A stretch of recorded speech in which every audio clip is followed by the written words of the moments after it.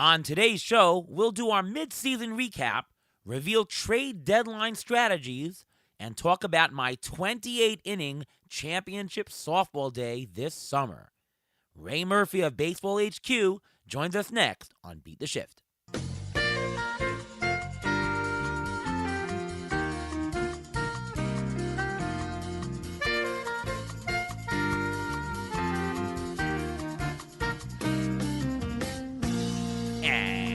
And welcome to another episode of the Beat the Shift podcast. I am your host, Ariel Cohen, and with me as always is Ruvain Guy. What's going on, Ruvain? Not much. How are you doing today? Well, pretty good. We won our Night League Softball Championship last week. We came in as the 6th seed, 6 out of 11 teams, and we just ran the table in the playoffs. It was awesome, and because of all the rainouts in New York, the semifinals and championship were the same night, and because of all the rainouts, it actually was delayed to my company's softball tournament in the day. So I ended up playing 3 games in the day as a pitcher, and then 2 games at night. I pitched a total of 28 innings in the day. Do you work? Not that day. No, it was softball all day, and that was a lot, I have to say. But I saved the best for last. It was a one-run game. We held them to 1 run in the championship, and I saved the best for last. And we won on a strikeout, which was kind of cool. I've never actually won a championship on a strikeout. Did you do the Jesse Orozco thing and throw your glove in the air? I did not. Just pump my fists. And the voice that you're hearing is the great Ray Murphy of BaseballHQ. Welcome to the show, Ray. Thanks for having me on, guys. Always a pleasure. Oh, likewise. How's your summer going, Ray? Yeah, it's going okay. I'm also having a softball-heavy summer, although in my case it's as a spectator watching my teenage girls playing in their softball-laden tournaments this summer. It's taking up a lot of my time, but since I'm just sitting in a beach chair, it's rather enjoyable. There you go. Kind of cool. I'm actually playing together with my son in a couple of the leagues now. He's at the age where he can just start to compete with the adults, and I'm still okay. So it's nice to get to play with him, actually. And to be honest, I mean, I'm not going to say my prime, but this is definitely the best I've ever pitched in softball. So it's nice that my son is getting to see me at the height of my value. You're like LeBron and Bronny then, I guess, right?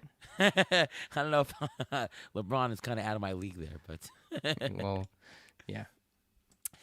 Check in, by the way, Ray, we are in a league together in labor, and looks like you're destroying it once again, or at least you're destroying me, I'll tell you that, in this league once again.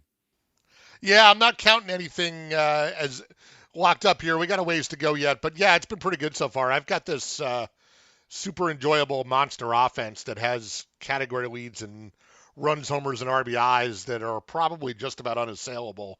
So that gives me a really nice base of standings points and lets me kind of spend every week just worrying about the pitching, which will determine whether or not I hang on here. We're going to talk about some of the first half studs and duds, and this labor team is full of duds for me, which is, sometimes you just draft the wrong players, and it is what it is, and you can't let go of them, and, it just snowballs, and what are you going to do? It's one of those years. Injustice League. I'm having a great season otherwise. NFBC doing well. Tout Wars, I'm in second place right now. But just labor is no good for me. But so far, so good for you for a second year in a row. Yeah, Pete Crow Armstrong helps a lot, I got to tell you. Yes, He does. Also, since you're on here, I wanted to just get the update of what's going on for First Pitch Arizona coming the first weekend of November. I'm excited. Why don't you tell the audience what we can be on the lookout for this year? Yeah, we're getting pretty excited about it ourselves. We've got a registration deadline this weekend, so your chance to get the best price on registration is available through Friday or so. But the specs on the event are it's November 6th through 9th this year. Excuse me, November 6th through 9th. So the last couple of years we've been kind of dancing around the Halloween weekend, and this year we get away from that altogether, which is kind of nice for parents with children who want to get out there and that sort of thing. But we also just got confirmation this week that the Arizona Fall League schedule is aligning with us. The November 6th through 9th weekend does feature the Fall Stars festivities. The Fall Stars game, the All-Star game out there, is on Sunday the 9th. The Home Run Derby, which I know you're a frequent attendee of, Oh, I Ariel, love it. I love is, the home run derby. Yeah, it's great. that's on Saturday afternoon, and all of those events are once again just across the street from our hotel at Sloan Park. So it's kind of the ideal weekend setup for us. We're super excited about it. We're banging the registration drum. We're banging the speakers and contributors drum. I know you're already committed there, Ariel, and we'll figure out what specifically you're going to present. But certainly shape it up to be a really good time, as always. And that home run derby is great. I remember a couple years ago, I knocked over like 7 or 8 kids to get a ball. That was fun. But yeah, it's just a great atmosphere. You actually, I think for a couple of the podcasts that were there, you had some of the minor league players come in and they were interviewed. It was a really cool everything. It was a really cool weekend. Yeah, that home run derby, I remember we had a whole bunch of us from First Pitch, and we went there, and we're like, all right, what's the over-under? What should we set it at for how many balls? And we're like, all right, let's make it like 1.5. Well, we took we got the under because we only got one, and that one, of course, was Ruvain. You got the ball.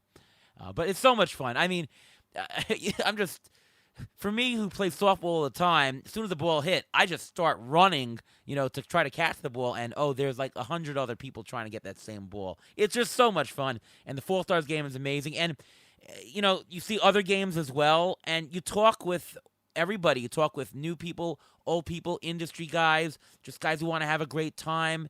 It's such a fun weekend, and it's so informative. There's so many great sessions. And I went once, and I'm hooked. I haven't missed one yet, other than the one for COVID, but everyone missed that one, And I say that only because it's a special anniversary this year, although it's not exactly an anniversary. It's just the number of them because we missed one in COVID, right, Ray? Yeah, that's exactly right. It's the 30th event, which we can't call the 30th anniversary for exactly the reason you point out. So the first one was held in 1994. The backstory there is that a couple of things about 1994. One, of course, it was the strike year, so the season ended in August, and there was no baseball. And that was also the year that Michael Jordan left the NBA and went to go play minor league baseball, and he was playing in the fall league that year. So some of the guys, Ron Chandler, Rick Wilton, some of the guys who founded the event founded it because they wanted to go. They missed baseball. They hadn't seen baseball since August, and they wanted to go watch Michael Jordan play baseball. So they threw this conference together around it. And as the legend goes, the first year they had 9 speakers and 5 attendees. But luckily it's grown since then and is we'll be up in the multiple hundreds of people between speakers and attendees attending out in the desert this year. It'll be a much livelier crowd. Yeah, and if you want more information, you can go on to the Baseball HQ website. You can talk to Ray or you can talk to me, and I'll point you in that direction. Either way, definitely worth it. Try it once. I guarantee if you try it, you will want to go back every single year. So there you go. All right, on to our content here with strategy section, and we really didn't do a recap, but of the first half. But maybe we could just talk a little bit. Ray, we've had some great performances. We've got some poor performances. Maybe we can throw out what do you think are this year's first half studs and this year's first half duds? Yeah, the studs. I made the joke about Pete Crow Armstrong earlier, where I made reference to him at least, and he is a huge part of what's going on with my labor team, as I mentioned, but sort of more to the point, or the more interesting part of the story there is traditionally his profile is one that I don't think is supposed to work as well as it does, right? Kind of that defense first speed guy, but suddenly this power comes out of nowhere and the plate discipline isn't great. And then of late, I've got sort of the same thing going on in microcosm in Boston with Cedar Rafaela kind of playing the same profile really well. And it obviously the rules have changed and there are all sorts of variables involved, but this birth of the power, speed, but swing at everything guy is not something I had on my bingo card or not something I ever thought was a sustainable thing in our game today where everyone's, optimizing launch angles and we're been preaching OBP since Moneyball, right? This is kind of a throwback profile, and I'm kind of here for it. I kind of really like it, but I'm also a little confused by it. How do you process it? I mean, the question is PCA overperforming, or is he not Yeah, like can overperforming? this really work? Like it should. I'm pretty comfortable Sustainability. saying I'm pretty comfortable saying he's a little bit out over his skis, but every time I say that, he just turns around and hits another homer and steals another two bags. Well, I have to I'm say that excited. I went to a Mets game earlier this year against the Cubs, and he was by far their most impressive player. I mean, the swing. I mean, he had a couple of foul balls that game, and just right off the bat, just absolutely crushed and hammered. And then he did get a homer that game, and he did steal a base that game. He was so electric. I think that plays. I mean, sure, he's going to regress next year, but I mean, this is definitely a profile that's going to have value year after year, at least for the foreseeable future. He's earning $41 right now in a 15-team 5x5 league. I mean, that I can't expect, but we're talking at least a fourth rounder, right? Well, that question is going to be, where is he going to go next year in the draft? Is he going to be a first round player, or is he Oh, going to he be a has to second be. round and third? Yeah. But he's going to bring back first round value next year. That's the question. You're paying for Right. this year, next year. That's the problem. But that's true about anybody. I mean, when you overperform, you're going to go for a round that's probably too high for you, and then you're buying him at a loss. So my prediction is he'll be a late first rounder, maybe second rounder next year, and he's not worth that value, and I'm going to call him a bust, right? I guess. I mean, he has a profile where he's getting the stolen bases, and stolen bases are actually down a little bit this year. I was looking at the overall numbers; they're down a little bit, and he has that profile of stolen bases. The home runs are like Gray said, they're just the bonus. They just happen to come along with what's happening this year. So you're still buying him for the stolen bases. You're not really buying him for his power, because if you're buying him for his power, you may be out of luck next year. You don't know; he may just have a sophomore slump. I mean, the question is, Ray, what do you think is PCA's floor? I mean, because if he has high enough of a floor, there's a case that he's a first rounder because, all right, so he's going to regress, but he'll still earn, a high enough value. Yeah, that really is the key question. As we all know, even if he's a first rounder by ADP next year, and you're saying Ariel he's going to be a bust and that he's not going to return the first round value again next year, and of course now we're projecting a year and a third out, so we're getting highly speculative here. But the question is, how much can he, if he returned a third or fourth round value, like you said, that's not a terrible return on even a first rounder. Like that doesn't sink you in your league or anything. But No. like when you ask the question, how low is his floor? I'm inclined to point the finger at another Red Sox this year, uh, Jaron Duran, who last year 282, 20 homers, 34 stolen bases. Not quite the PCA power, but in terms of the broad spectrum contributions, kind of the same kind of contribution and the same sort of out of nowhere aspect to it. And Duran's regrets quite a bit. He's down to hitting 254 with 9 homers and 16 stolen bases. So which is a long way around of saying the answer to your question of how low is PCA's floor is probably a lot lower than anyone's going to give him credit for.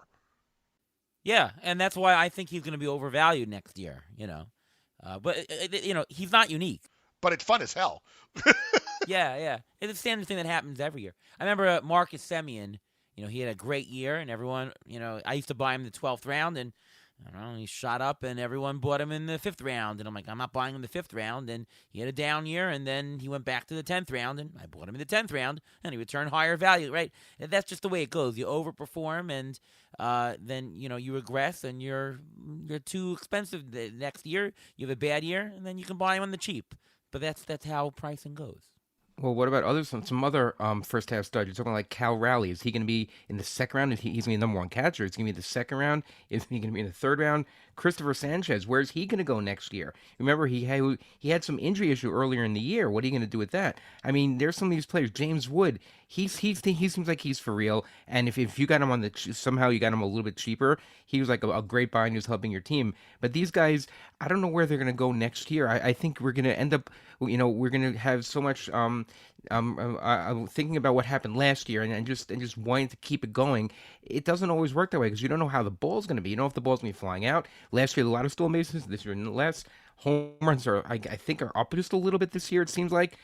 So it's a very interesting question where these guys who are overperforming this year, where they're going to go next year. Cal Raleigh is definitely the number one value to AAV pick of the year. He's returned $46 of value. He only cost you $16 at the draft. Nobody's made more than $30 on any player, so he's definitely the number one fantasy value stud of all. I mean, catchers. That brings another discussion. I mean, we saw how catchers have really dropped off from the top tier this year and not returning values. Whoever picked one of the Contreras brothers or anybody at the top really lost money on catching. You really can't spend more than a fifth, seventh round pick on catchers or you won't return money. At least it didn't work this year. Cal Raleigh will probably jump up if people think that he's so far away from the field. Again, he'll be overvalued, but I mean, I think that Raleigh can do this year after year. It's hard to find a catcher that can hit 30 homers, let alone, I mean, is he going to hit 50, 60? Is that possibility, Ray? I mean, this has to be his career year, and sure, just from where he is now at 39, we have to pencil in 50, and if not, a run at 60. But I very much, you and I are pretty similar in this regard, Ariel. Thinking about drafting next March, like if the price on Raleigh is a second rounder or something like that, I will sit back, let somebody else do that, and I'll collect William Contreras at whatever discount we're getting off of his range, where where he normally, he was marked up this year because he was so good last year, but as that regresses back down to sort of his more traditional range in that fifth, seventh round, I'll take either one of the Contreras really over paying up that second rounder for Raleigh just because you're paying for the prior year's performance, right? Yeah, I mean, I bought a heck of Logan O'Hoppe this year, and I'm very, very happy with the price point and the production. And I'll go with that kind of value all day long. Other standouts. Now, by the way, like I took a look at the numbers. Aaron Judge and Tarek Skubal are absolutely fantastic performers. But for me, they are not first half studs in terms of fantasy value, because to get Aaron Judge, you had to pay $46 to get him, and he's returning a 53 value. I mean, that's great. Certainly, he's more than returning his share, but there are other gains elsewhere, right? I mean, PCA was a better pick than Aaron Judge because you could have gotten PCA and somebody else for the same price. Tarek Skubal, fantastic. I do have Tarek Skubal in one league, and I didn't have to pay the 36. Obviously, I don't pay the AAV. I wait till it goes lower, but still, he's returning a $5 value. $41, $36 AAV. That's a net 5. Again, great, but if you did pay the $36, could you have done more with your money? Maybe. I tend to think, though, and we've discussed this, Ray, on other shows, the pitching, I kind of think that the paying up and getting the par value really is effective for fantasy lately, but not the Aaron Judges, because in a 15-team league, if you're spending $46, you're missing the PCAs and all the guys who are or in the $8 to $13 range that can earn a double-digit profit, and you're not getting enough of those. You want a quantity of those to get profit.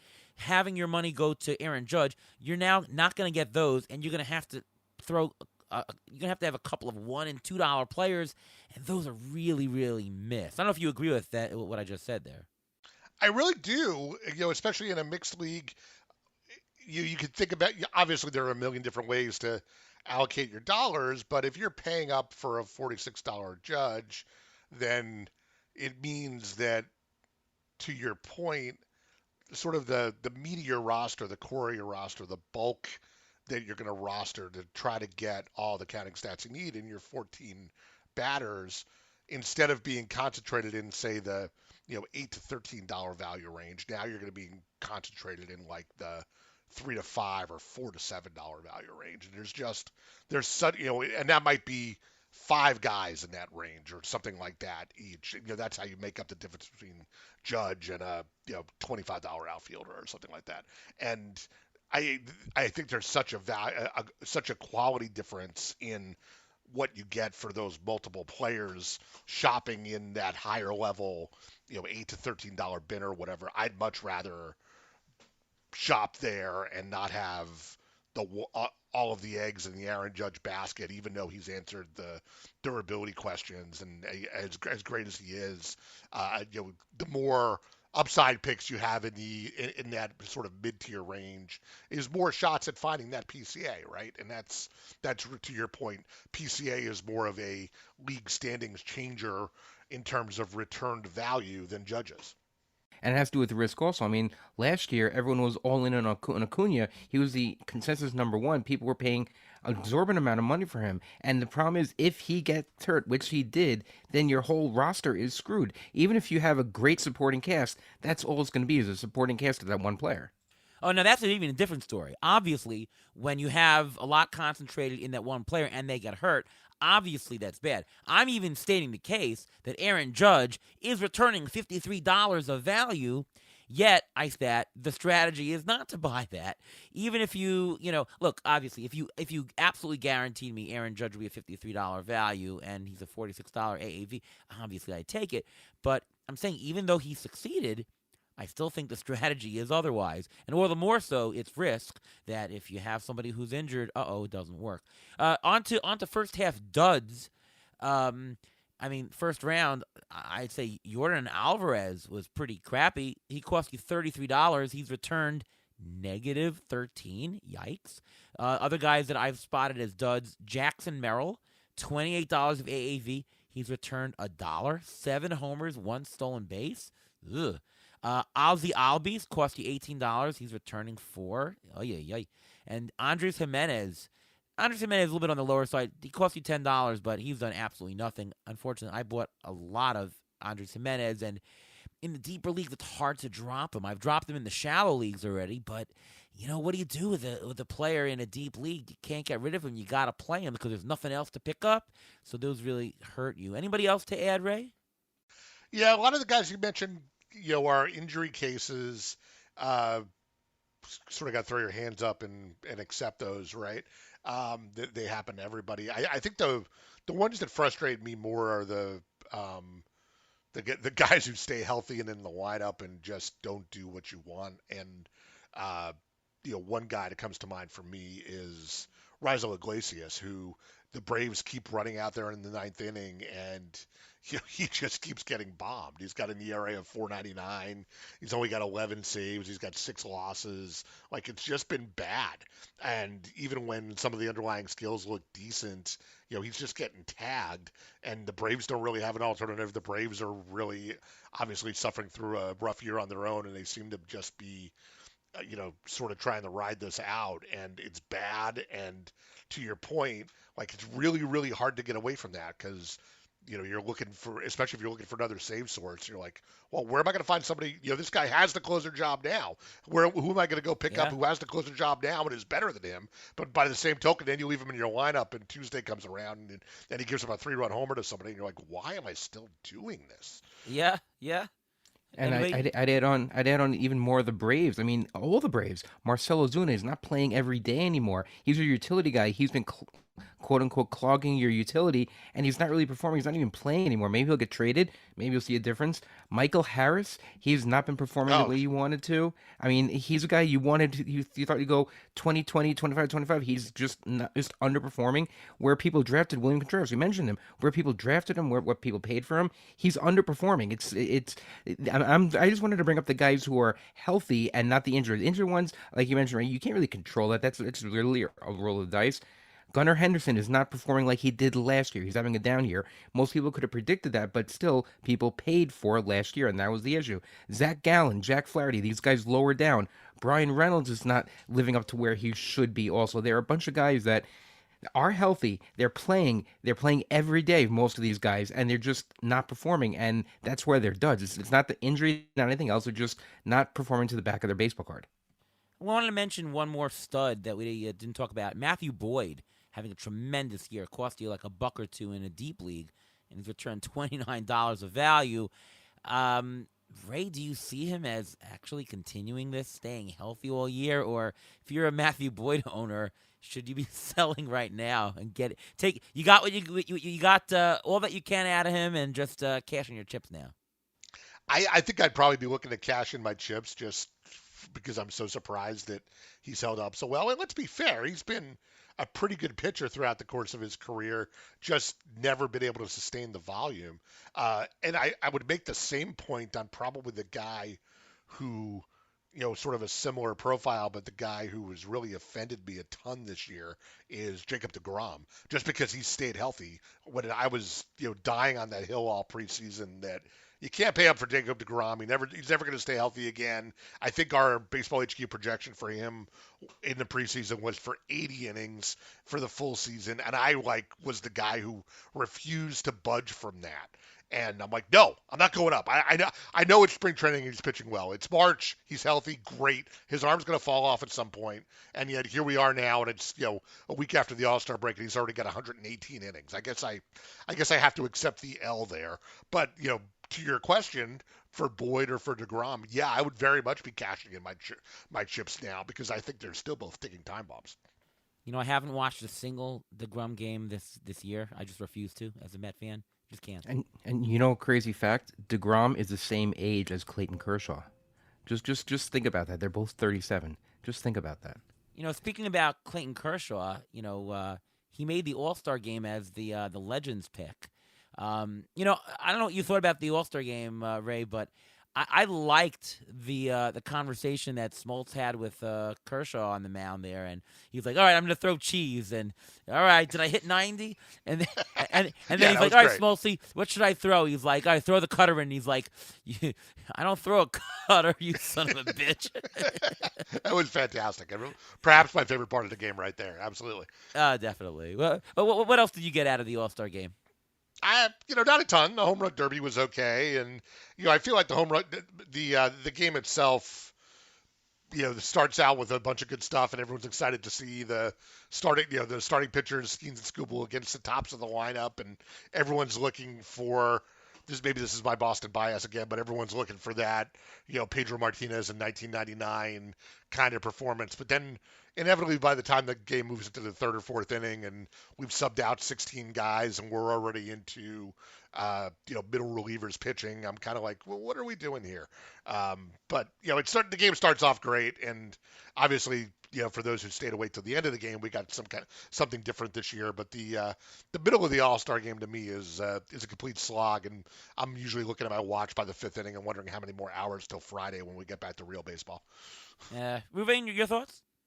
I thought it was okay. I thought the game in general was okay. I did not like the swing off. I just don't like that. As a baseball purist, that's not how a game ends. Because who was the winning pitcher of the game? Was it Edwin Diaz? I mean, I guess he was the last pitcher to pitch. The bullpen guy. The guy throwing the BP. Right? Yeah, the bullpen. No, then the pitcher who threw the BP was the losing pitcher then to the win to the National League. But the thing is, those the players, it was fun to watch. I think the one thing that I had a friend of mine who actually went to the game, and he said the walk up songs for all the players were their regular walk up songs. So Lindor came out to the walk up song, to his own walk up song, and Diaz came out in Atlanta, and they were getting booed horrendously. You didn't get a chance to really hear it that much during the game, but I have some video, and it's really cool to hear that. I just love that. Yeah, that's interesting. I actually didn't hear his entrance into the game, but that's cool. I got a couple of takes for me. First of all, Pete Alonso got screwed for the MVP. He just did. I mean, if Schwarber doesn't hit the 3 home runs, then maybe Alonso gets a chance to hit one, and then he would be the MVP because he did hit a 3-run homer early in the game. By the way, if they didn't score a run in the last inning, you wouldn't have the swing off, and Alonso would have gotten the MVP, so that stinks for him. I actually liked the swing off. I thought it was really interesting, really cool, different. Not something that I would ever want to see in a real baseball game in any way, shape, or form. But for an All-Star game, what the heck? It was fun. It was exciting. AL went up, and AL went back. It was kind of cool. But I was disappointed, though, that the AL squad didn't pick Judge or Cal Raleigh. I mean, what's the point of having a swing off and not putting your absolute best players in them? They did it for scheduling reasons. I mean, just Why? We came to see the best. If you're not putting up the best, what's the point? And the other point I'll make is that the home run derby, I actually thought was garbage. The camera angles that were showing it were so atrocious. You couldn't see any homer or anything. Just show it regular. Just show a pitch and then show the homer. Why are you doing this split screen where you can't see anything? And I watched the StatCast version. It wasn't much better. It was slightly better. I did not like the home run derby at all. Bring back, back. Just bring back that guy. Bring back that guy and Chris Berman. Chris Berman. Yeah, Chris Berman. Just We bring could have him Chris back. Berman AI do it. That'd be fun. Yeah, I mean, so that's my take on the All-Star game. Do we have actually? Oh, Ruben, I see we have some trivia, so we'll throw it to Ruben for the Injury Gurus trivia of the week. Yeah, so we're going to talk about a few comments about some interesting notations or notes from the first half. Now, the trivia has to do with the first half and a certain stat that I was looking up, and I was very curious to see why this was and what's going on with this. I mean, 8 players in the majors, up until today, have 110 hits or more. 8 players. 4 of them are shortstops. Who are they? The 4 shortstops of 100 There hits are or more? there are 8 players who have 110 hits or more so far this season. 4 of them are shortstops. Who are they? You go first, Ray. Bobby Witt. Bobby Witt, number 1 on this list, yes. And he was the number 1 shortstop taken overall. Bo Bichette? Bo Bichette is there, who had him bouncing back like he did. So that's very interesting to see how he bounced back. Ray? I know Jacob Wilson has enough Yes. batting average, but I wasn't sure if he Yes. had enough at bats. Is he He there? does. He has over 110 hits. He's number 3. There's one more. Ellie De La Cruz? Nope. So the top 4 shortstops who went in drafts this year: Gunnar Henderson, Francisco Lindor, Ellie De La Cruz, and Trey Turner. Oh, Trey Turner. Turner has over 110 hits, which is very interesting. I mean, everyone was so heavy in the shortstops, but I don't think we missed on these shortstops. But I think we found that during the first half, the shortstop position is actually deeper than we actually thought it was. What do you guys think? You just made a pretty good case for that. Yeah. I mean, definitely. I mean, this was there. But the interesting thing is because it's so deep, it means you actually don't have to spend up. If you bought a Trey Turner or bought a Bobby Witt, of course they're the better ones. But because there were so many others, I mean, you could have waited and bought Jacob Wilson, right? You could have waited and bought Jeremy Pena, who has had a tremendous year, injured right now, but you could have done that. You could have bought a Dansby Swanson, who's also outperforming, right? I think that the deepness of it, people don't realize, just means that you just have to wait for a cluster of similar valued guys and get the cheapest one. You don't have to overpay, even though it's deep, right? That's 100% correct. So I thought that was one thing that was very interesting. A second interesting thing that I noted, do you know the Rockies have outdrawn the Tigers in attendance this year on average? Whoa, really? The Rockies are averaging 30,426. The Tigers are averaging 28,560, which is very confusing. And I think this is why the Rockies never, buy free agents. Why would they if they're drawing more than the team that has the best record in baseball? That's There's bizarre. not a lot of motivation to figure out what's wrong in Colorado. When you're exactly. throwing $3 million a year. Yeah, it's just crazy. I mean, Ray, what are some of your interesting first half thoughts if you noticed anything? Yeah, one thing I was noticing getting ready for the show is I've been railing for years about sort of the decline of the capital C closer and the fracturing of the saves market. But has that trend reversed a little bit this year? I think I counted a dozen relievers who have 19 or more saves already. Obviously we're enough past the actual halfway point of the season that's not a 40 save pace, but it's a 30 save pace, right? And like maybe we have bounced off the floor of the of closers just falling out of the sky and every team doing the Tampa thing and having 10 different guys get saves. Like we might be creeping back into a little bit of stability in that market. I mean, I think we saw that last year a little bit. We saw it going in this direction slightly, and so another step back from the brink, I think, is encouraging, right? There are 22 closers with 15 or more saves this year, so That's I a think lot. that's stability. That's stability. Yeah, yeah, yeah. And of course you're gonna get some closers that fail. So Oh, sure. And the ones you wish would fail, like Iglesias, who you just can't get out of the job. right, right, right. Right. I'll give you a storyline from this season that people don't. Not a fantasy one, but Pete Rose could actually now get into the Hall of Fame. Sure, we could. Right. That's Yeah. to me that's a huge storyline that really wasn't played up, but I mean that's a big deal. I mean personally, I'm an advocate of Pete Rose should be in the Hall of Fame, and he didn't do anything as a player. He was sick with a gambling addiction, and he didn't.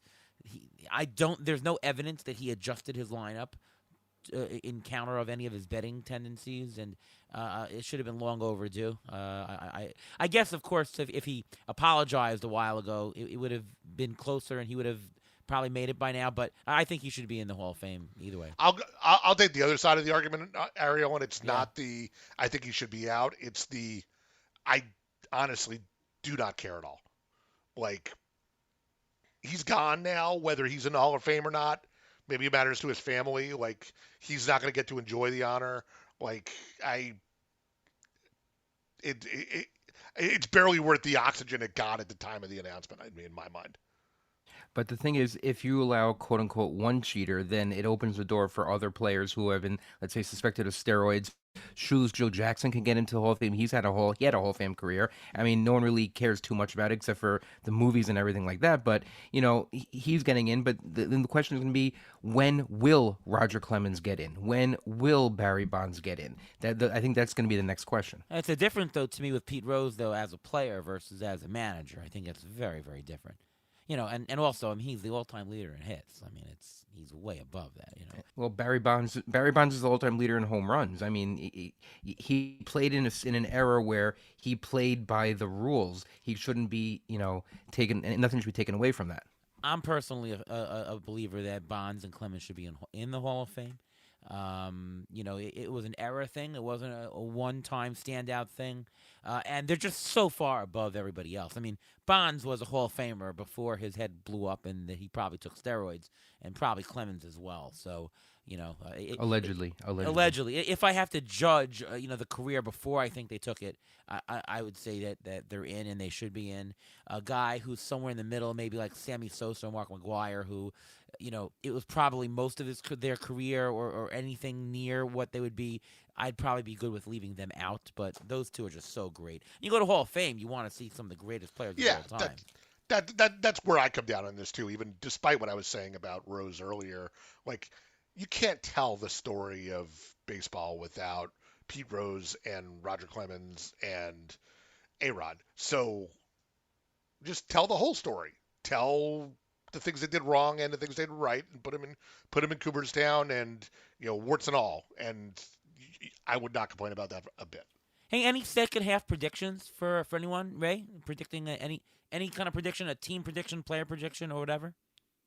I'm glad to see a big trade tonight with Josh Naylor going to Seattle because I didn't like this, but my big prediction was going to be that the trade deadline was going to be a complete nothing burger because so many teams are still in the race and so many teams have the same needs and so many teams aren't selling what the buyer teams are trying to buy that I wasn't sure there was going to be any significant transactions at all. So with a week to go to the deadline and now at least one trade made, I'll be glad to be wrong about that because this is one of my favorite weeks of the year when all this stuff heats up.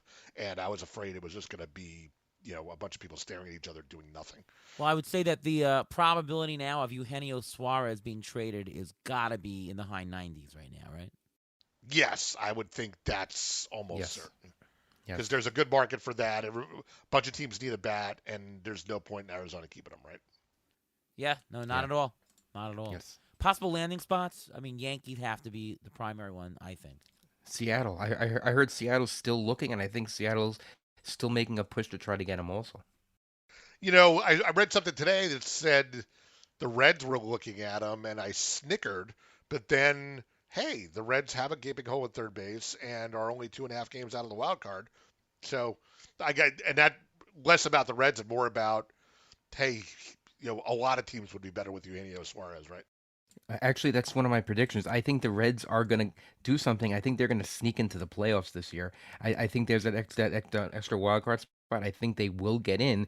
I mean, they're playing well enough. They're pitching enough. Their hitting is just enough if they can add another pitcher, add another guy to the bullpen. I think they're actually, I mean, if everyone had the Braves making the playoffs this year, the Braves are definitely not making the playoffs this year. So instead of three teams coming out of the NL East, you're only going to have two, which it makes everything else wide open.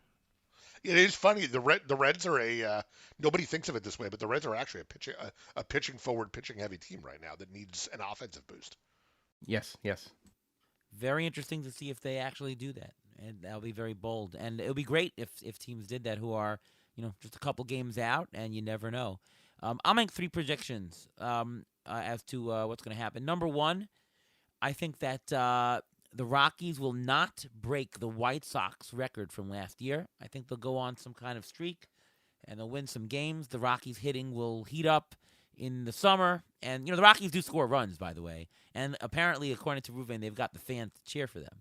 I will predict that all four out of the AL East teams will make the playoffs. Baltimore won't. I'm sorry. Yes, Baltimore won't, but everybody else will. I will predict that. They're close to that as it is right now. And I will say that a dark horse NL pennant team, it will come from the NL Central. Whether it's going to be St. Louis or Cincinnati who has a push, or Milwaukee, who's currently leading the league, the division that is, or Chicago, I'd say one of those somehow sneaks in and wins the NL pennant. Possible, very possible, because the Dodgers seem vulnerable this year. That's why. A little bit of fantasy strategy. The trade deadline's coming up, Ray. Do you ever make trades in your league based on rumors? I mean, Eugenio Suarez is going to go to a better lineup. Is that a reason to buy? Would you trade because of possible rumors? I don't think so. Sure, is he going to a better lineup? We don't know what kind of ballpark he's going to. You never know where he's going to slot when he gets there. There's just so many variables. The closest thing I have to a life philosophy is it's not a problem until it's a problem. So I kind of worry about where these guys end up after they actually end up there, rather than trying to read the tea leaves. In my youth, I used to spend a lot of time trying to predict trades before they happened. This month, and somewhere along the way, I just realized that's completely wasted energy. I'll wait and see what the actual transactions are, and then I'll react to them. Ruvain, would you actually pick up some closer specs? Because that very often you get closers traded, and the closer might become a middle reliever on another team. What would happen is that you would get another closer filling in and moving up to the closer role on that team. Would you ever make a pickup based on that in advance? A lot of the times, yes, but I have to see what their overall numbers look like. If they have a good ERA and WHIP to begin with, and they have like quote unquote closer stuff, then yes. But otherwise, I'm not just picking up any closer. I don't. I mean, I haven't tried or attempted or been even in any bids for any closers for the Marlins, for the Rockies. I'm not even touching that, and I know they don't have any real. I mean, I guess the Rockies have one guy they can trade from their bullpen, but otherwise, I think as long as you can get these closers, I mean, if teams are selling and they're selling their closer or they're selling a top reliever, who are you gonna have as the closer? Like, let's say hypothetically, the Orioles decide to empty out their bullpen, literally like trade everyone away. Batista just went on the IL. They got a couple of guys. Sir Anthony Dominguez. Do you want to go with the guy who's after Sir Anthony Dominguez? I mean, not really, because it's a bad team to begin with. If they have good numbers, fine, maybe they can slide in. But otherwise, I think you can wait just a little bit. Same for you, Ray. You agree?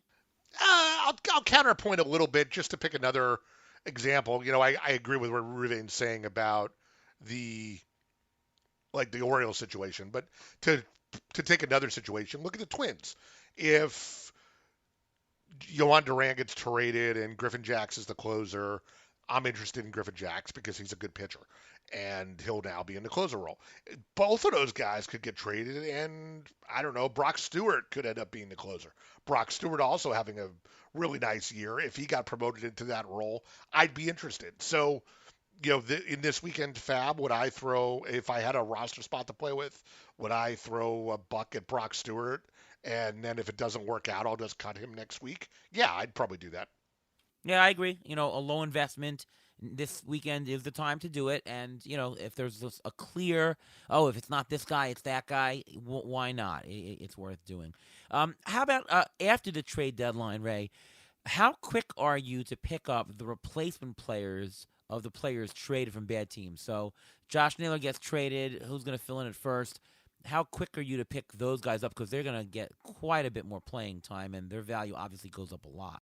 Yeah, playing time is king, and trying to keep your for your offense, your plate appearance totals maximized as we go through August and September is a great way to make headway in your standings. And if you find that uh, you know he's still on the IL, right? But Pavin Smith is, if he is the, eventual hereditary inheritor of Josh Naylor's playing time or whoever it happens to be, yeah, I'm ready to pounce pretty quickly if there are skills there that I like, because uh, playing time is king, and it's hard to find places to upgrade as we get to our own fantasy trade deadlines and we start to run out of fab and that sort of thing. But locking up as much playing time as you can for the stretch run is a priority.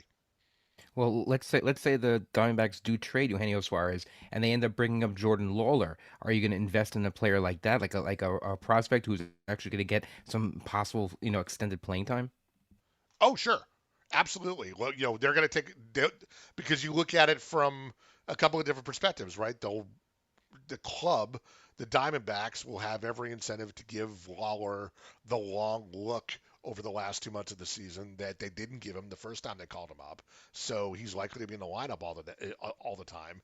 And we know when healthy that there are some significant skills there with Lawler. We don't know if they're going to translate right away to his first, if he's going to click right away in that lineup.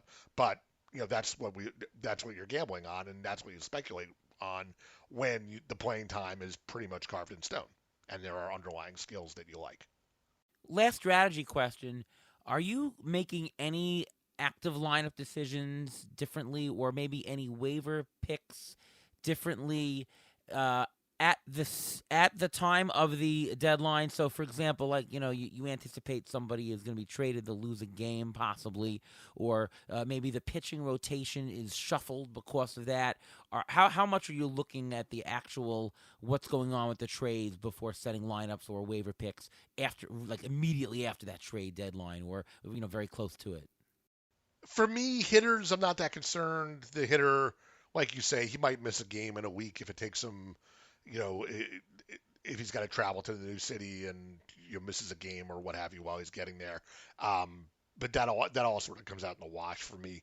Pitchers, if I've got starting pitchers who are rumored to be on the trade block, you know, I might be a little leery of starting them just because you have no idea where they're going to plug into the rotation on the far side of the trade. So if there's a pitcher who's slated to start on Wednesday right before the deadline, but I'm afraid that his team might scratch him because the trade is imminent, or I don't know if he'll actually get into his new team's rotation the following weekend, I might be a little more likely to bench him if I've got, if it's a close call, but I'm not benching, my aces or anything like that. And I'll ask you this, Ruvain. If you have a pitcher that's traded to another team, are you plugging them immediately into the lineup because they're going to be in a different environment? Who knows how they'll do in the new environment? Are you saying, hey, it's a good pitcher, just keep him in, or are you waiting a week to see how they adjust? I mean, I think it's a case by case basis because you never know. First of all, you don't know who's going to get traded. I mean, the names are getting thrown out there. I mean, some of the guys you're just going to roll with because the guys who are getting traded, the guys who you have on your bench in the waiver wire may not be any better. So, sometimes you're better off taking a zero, taking a zero, or if he's not pitching, or even if he's off to a slow start, you're rolling him before the deadline just because he's changing teams. If anything, he's going to a better team and a better situation. I don't think that'd be an issue. But what I would consider though is if you have a closer on your team that may be traded, you may want to sit him because you don't know what his role is going to be when he gets traded. You don't know how many days he's going to miss, and it's closers are a little bit a different animal than when it comes to the starting pitchers when it comes to the trade deadline, I think. All right.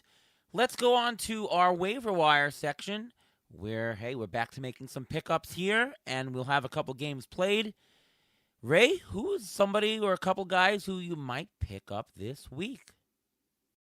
There are. It's a good time to do some of that speculating like we were talking about. Um, it's hard to read all of those tea leaves and get them all right, but I do like to look at some of the starting rotation situations, and even if things don't play out the way we want to, like take the Dodgers because that's always a fun place to speculate for starting pitching. Just even though we said earlier they're struggling a little bit lately, obviously still a really good team context overall. There was some discussion that I saw today about Dustin May actually being traded out of LA, and that got me looking around at who might actually be in their rotation after the break. And one guy who I'm kind of interested in is Emmett Sheehan, who's sort of just recently rejoined their rotation, and some people think he's just sort of a space filler until they fortify their staff at the trade deadline. But I think he actually could stick in the rotation for a while. So because of the team context as much as anything else, that's somebody who I'm interested in getting my hands on. All right. Anyone else? Yeah, Uh, Go, Ruben. I got a couple. And then Ray, you can throw in a couple later. I have two hitters and one pitcher actually. I have from the Rockies actually, Mickey Moniak. He's actually been hitting last 2 weeks, 429, 2 homers, 6 RBIs. He plays in Colorado as long as he doesn't get traded. He plays in Colorado. He's only 30% owned in CBS. Outfield eligible guy to look at. Another guy, Angel Martinez of Cleveland. He's batting second in that lineup. Yes, that lineup doesn't score that many runs, but he's batting second. He's in his last couple weeks, he's batting 349 with a couple of home runs and a stolen base. Only 22% owned in CBS. He's eligible at second and outfield, which is interesting. And if you want a reliever, you can always go with All-Star Jeremiah Estrada, who's only 17% owned in CBS. His ERA and WHIP are only going to help you. He's on a team that he's obviously I don't think he's going to get traded, so he's going to be pitching in a lot of high leverage situations. He may steal a couple saves and wins down the stretch. I like Angel Martinez. Good power speed combo. 9 homers, 6 stolen bases in about 300 at bats. That's interesting. And yeah, he bats at the top of the order, which is a big thing. How about other closer, Kirby Yates? In shallower leagues, might be under-owned. Tanner Scott dealing with some injury. Who knows how long he'll be out? So he might be the new closer. And I don't know. Will the Dodgers trade for another closer? You never know. But for now, I'd say it's Kirby Yates. Two other guys, Francisco Alvarez. He was dropped in quite a few leagues. He was a high pick earlier in draft season. He has mashed in the minors, and he's back at least half the playing time right now. He's already hit a homer. The Mets pitching staff really loves him, and they're going to give him every reason to get back as the full-time primary catcher. Francisco Alvarez, don't sleep on him. And how about Bryce Matthews? He qualifies in the middle infield at both positions. 3 homers so far and 24 at-bats. Maybe take a chance on him. Anybody else, Ray? Yeah, Matthews is interesting. I was worried that he was not going to stick around when Jeremy Pena came back, but obviously a big part of that is how well he's hitting, and he's making a case to stick around. It's funny you brought up Alvarez because I had a couple of other catchers to talk about. He's not actually catching this year, but David Fry is still catcher eligible in most leagues, and he's been doing a lot of DHing for the Guardians and could even do more after the trade deadline if some more at bats free up there. And I'm also a big fan of Kyle Teal in Chicago, and I think his bat is starting to emerge. He's been kind of annoying in the roster because he hasn't been playing that much since they called him up. He's sort of been him and Edgar Cuero have been sort of sharing the catcher role every other day. But Teal's starting to hit a little bit more. He DHs a little bit too, so he gets a little bit of at bats. So it's kind of funny that we're at this point in August where there are a lot of interesting catchers in on the fringes of rosters or free agents, depending on how deep your league goes. Catchers are important. Don't ignore them, right? Pitcher preview. Let's talk about some pitchers who might be to start this week. Good one-start matchup. Or we're already at the point, I think, where we can even talk about some future two-start pitchers, meaning grab them now while they're free or cheap, and they're going to be two-start the following week. Ray, anyone to talk about? Yeah, I'm a little interested in. He was actually pitching tonight. I need to go check and see how he did. But Jason Alexander with the Astros, just because that team context is so good. Alexander hasn't been great. He's a little scary when you see 10 walks and 11 strikeouts in 15 innings. But if but he was set up to pitch tonight, and I think that would have lined him up for a possible two-start week next week. So I wanted to check in on that.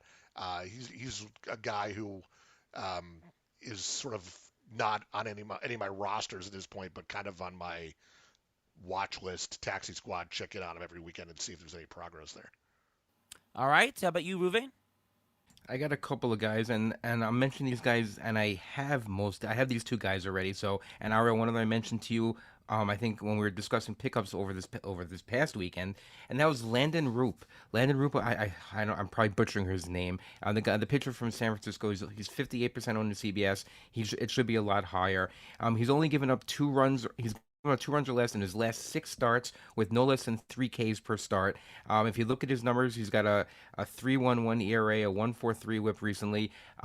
He's got a possible 2 starts, Pirates and Mets. I like the Pirates. The Mets is okay as long as some of the players are still slumping, so that's a possibility. And another guy, and this is the second time I'm mentioning him this year. I can't believe I'm doing that, and that's Patrick Corbin.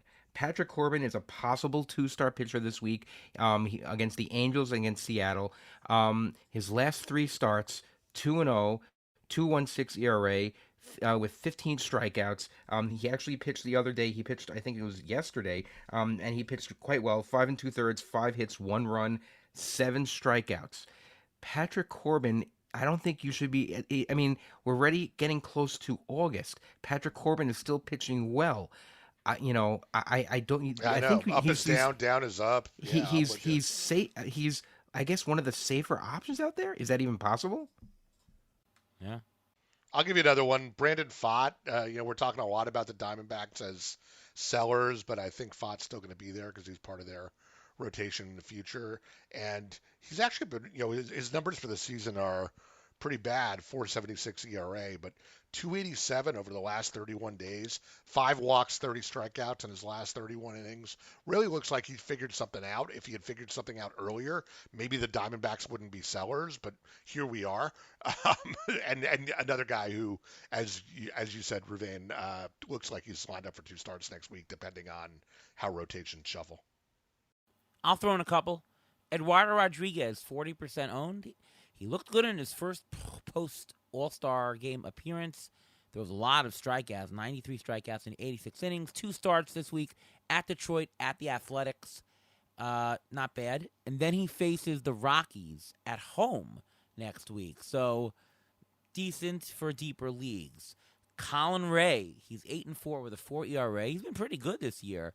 He's at Milwaukee this week, but he's a future 2-star pitcher versus Cincinnati and at St. Louis the following week. So that might be good for also deeper leagues. Zach Eflin, by the way, he might be available in your league. He's back, and he might even be 2-start this week versus Toronto or at Chicago Cubs.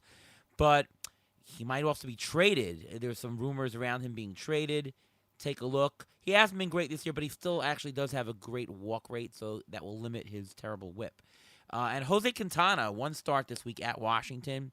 He's 7-3 with a 3.49 ERA. Who saw that coming? So there you go. All right, Ruvain, time for injury report. What's going on? Okay, well, I'm going to throw out a couple of guys that may actually be available on your waiver wire. I'm going to start with Ryan Mountcastle, who's actually beginning a minor league rehab assignment today. The soonest he can be activated will be July 30th, but that's very interesting because the Orioles possibly may move Ramon Laureano. He may be traded, and if he is, Ryan Mountcastle can slide right in. Right now, I just checked. I just looked it up. He's only 17% owned in CBS, and so far. And if he's available, this is the week to get him because he's going to be coming back, possibly next week. So this is the week to go after him. Dalton Varsho, he's also on track to return this week. He's on a rehab assignment, coming back from a hamstring issue. He could be back by Monday. So the question will be, how much is he going to steal? If you're in a trading lead, I wouldn't trade for him thinking he's going to steal a bunch of bases when he comes back. I don't think he's really stealing that much. Bailey Ober making one more rehab start, and then he's going to be activated. He should return to the Twins rotation next week. He was coming back from a left hip impingement. And you mentioned Tanner Scott. I mean, his MRI came back normal. They don't know how long he's going to be out for. There's no timetable for his return. They're hoping he comes back sometime this year, but with the Dodgers, they may trade for closer. So a closer whose name may be floated around the Dodgers is Kenley Jansen. Don't be surprised. All right. Well, this was a great episode with a lot of strategy, a lot of talk about first and second half, and, of course, our waiver wire pick. Thank you so much to Ray Murphy for coming on. Ray, why don't you just tell everybody what's going on with you these days?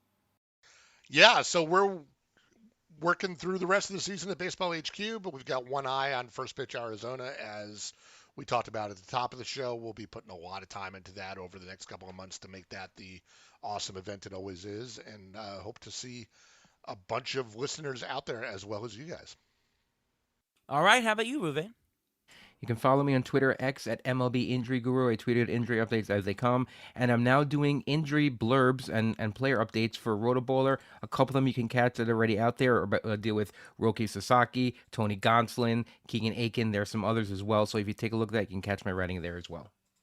All right. I'm Ariel Cohen. You can see my work over at Fangraphs, over at Rotoballer, and ATC projections rest of season on Fangraphs. Take a look at that. And, of course, right here on the Beat the Shift podcast. Once again, thank you so much to Ray Murphy for joining our show. And from all of us here at Beat the Shift, we'll see you next time.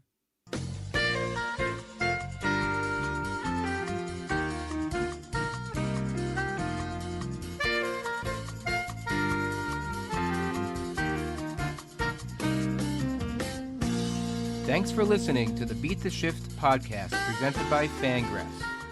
Follow us on Twitter at beat_shift_pod.